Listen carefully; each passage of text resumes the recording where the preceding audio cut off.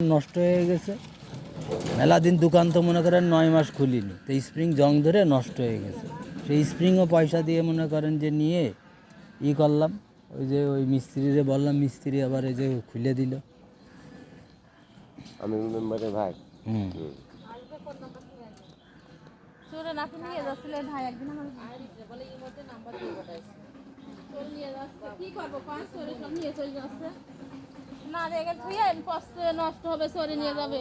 আমি তো বহুত আগেই বলেছি। আর এই ইট কয়টা সব আমার কিনা কিছু, এই ইট কয়টা অনেক দিন। কেন আপনার লাগবে? লাগলেই নিয়ে যান। আচ্ছা শুনে দেখবেন আগে, মুজিদ ভাই এরম বলছিল, ওই যে পুষ্কে যে ইট, ওই ইটগুলো বলে